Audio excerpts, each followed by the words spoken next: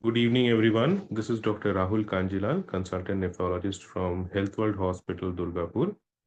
Today, we are here to talk on a very common topic, and that is edema in CKD patients or edema as a presentation of chronic kidney disease.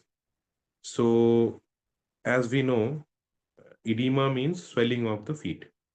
So, swelling of the feet can be because of two reasons. One is systemic and the other is local.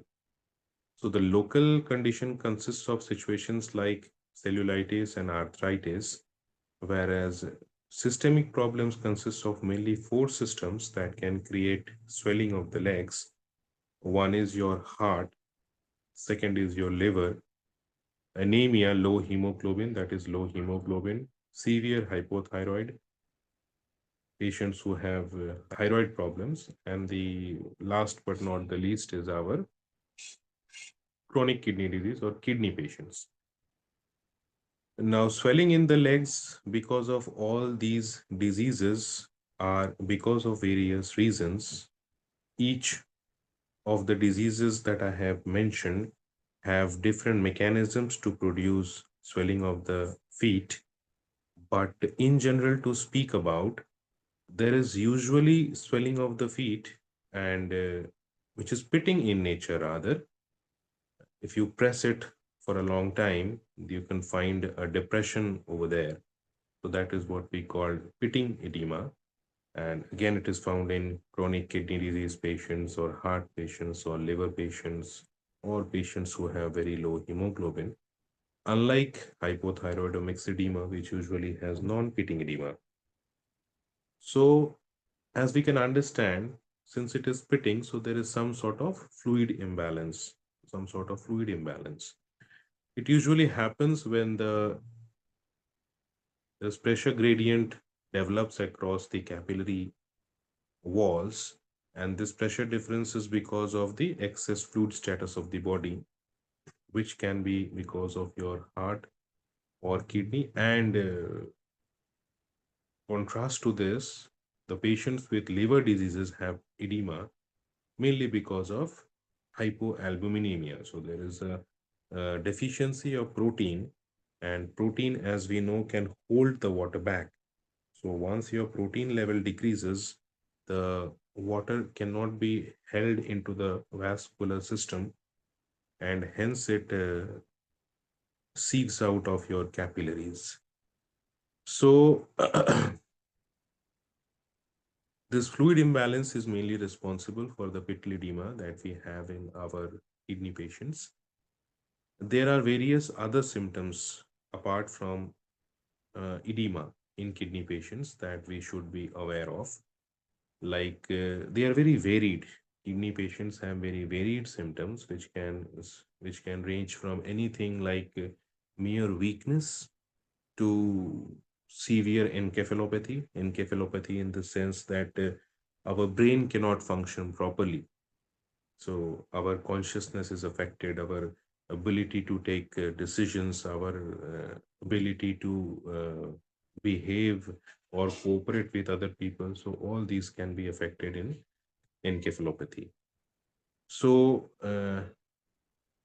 apart from the other very common symptoms that we find in our OPD clinic patients who have incidentally detected kidney diseases, is to name a few, is like weakness. The second is anorexia or loss of appetite. Now, anorexia is something which we most of the time tend to ignore. We ignore that our diet has reduced. We used to take a good diet earlier, but now we are not able to consume such amount of diet. But most of the time we feel that, okay, we are tired, therefore we are not able to eat. Probably tomorrow things will be better. And we try to ignore these things. So one is weakness, one is loss of appetite, one is nausea. People usually feel nauseating. They feel nauseating even at smells of something which they used to easily tolerate before, but now they cannot. They feel nauseating when they brush their teeth in the morning. So these are very subtle symptoms that we find in our kidney patients. Now, kidney diseases, which type of patients are more prone to kidney disease if we talk on that? So, one thing is very important to understand is no one is immune to kidney problems. So, you cannot say that मुझे kidney का problem नहीं हो सकता আমার কিডনির problem হতে পারে না so this is something that we need to understand. So each and everyone, anyone can have a kidney disease. It's not that patients who are elderly, patients who are having diabetes, patients who are having hypertension or blood pressure problems, or patients who have other chronic diseases like, say, liver or heart, only they can have kidney diseases. No, anyone can have kidney diseases. So there are varied types of kidney diseases that usually affects according to the age group and depending on the other comorbidities. But yes, the population of patient that we just discussed just right now, they are at higher risk of getting the kidney diseases. So, said that one important point would be, sir, that how to avoid this pedal edema. So, first and foremost thing is, uh, you should understand or you should get diagnosed why are you having this swelling. So what is the cause of this swelling? That is most important, because until unless you know the cause, you cannot treat the condition. The second point is that, okay, now I have understood that it is because of my low functioning kidneys, or I'm having a kidney dysfunction, and therefore I'm having this pedal edema. So then it can be because of two reasons.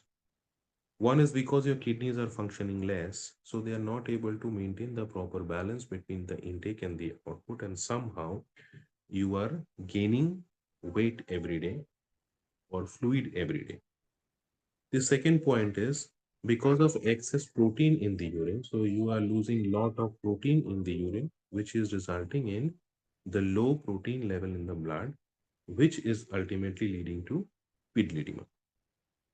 So in the first scenario, what you need to do is you just need to balance your intake and output so that you do not have much of gains in the body weight or the fluid. In the second point, you need to manage your fluid intake as well as your protein intake. So if you do not increase your protein intake, you will not be able to maintain your protein levels in the blood. So on that note, today's topic, I would like to conclude saying that pedal edema or swelling of the legs is just one and not all inclusive symptoms that a kidney patient has. Once you have this symptom, please consult a physician or a nephrologist to understand as to why you are having this swelling. And once you know what is the cause of the swelling, you will need your physician's or your nephrologist's help to treat that particular condition. And apart from that, there are few important things that we ourselves can do. That is, first to mention a few is like maintaining your fluid intake or monitoring your fluid intake, low salt intake, and if required, high protein intake. So on that note, thank you.